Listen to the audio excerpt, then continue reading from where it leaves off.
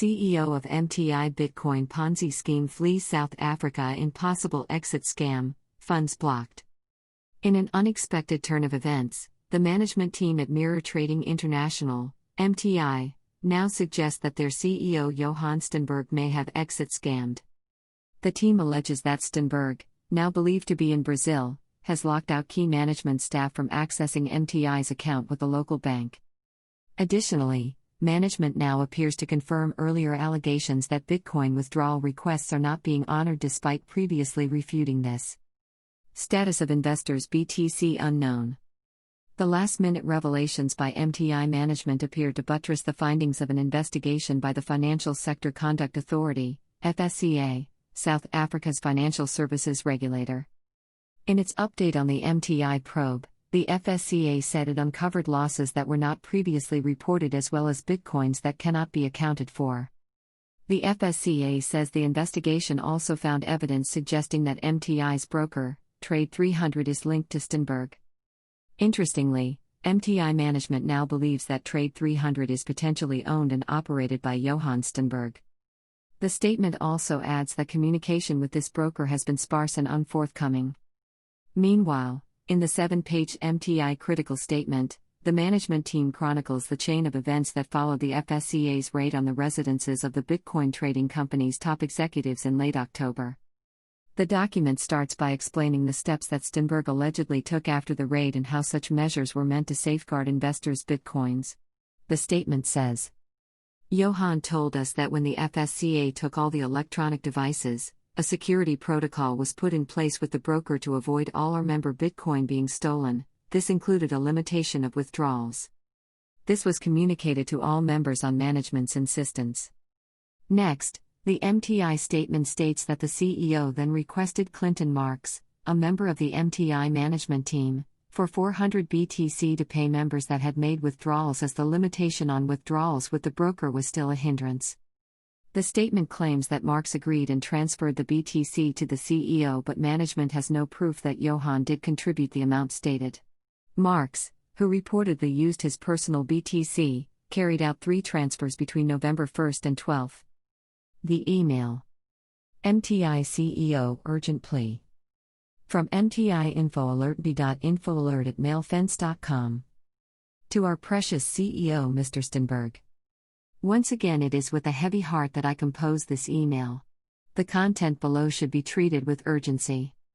6 weeks ago, our group of anonymous do-gooders informed numerous high-level MTI members about the upcoming raid on MTI. It is with sadness that the information did not reach you in time or were possibly ignored. As you know now, our information were correct. This will be unsettling, but please read through the email below as it is very important. Our source with the FSCA has informed us that they are planning to strike within the next week or 2. They do not have any evidence but will stop at nothing to make sure MTI stop operating. It has been said that they only was to kill this snake is to squash its head. Sir, this is the plan for MTO as things stand now. Our source confirmed that within the next week or maybe 2, they will make a very public statement with the arrest and incarceration of you, CEO and kingpin of MTI. The only way to ensure MTI go out of business is to remove you from the equation regardless of the facts. Our group has spent many hours doing our own due diligence on MTI and found it to be a phenomenal gift to society.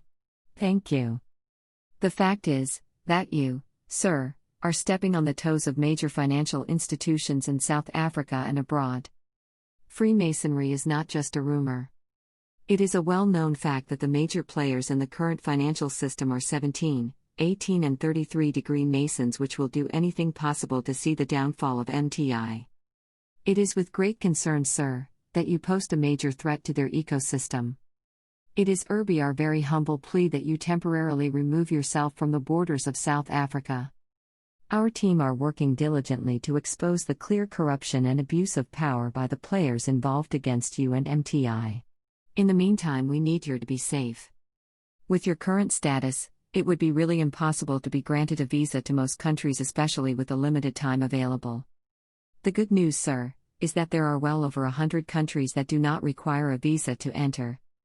We are sure you will be able to figure it out and keep the information limited to only those close to you. Later, on November 30th, Steynberg received an email from an anonymous source warning him of an imminent raid by the FSCA, again. In the email, the anonymous sender thanks Steynberg for everything you do for humanity before urging him to skip the country for his own safety.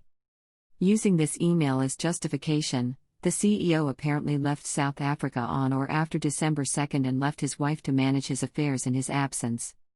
Later, the MTI management team members, who were uncomfortable with the CEO's arrangement, threatened not to work with Steynberg unless he conceded to their demand to appoint a proper second in charge that could run the system in his absence. Still, Steynberg reportedly refused as he insisted that his wife Norina is his tuak, and the MTI team seemingly relented.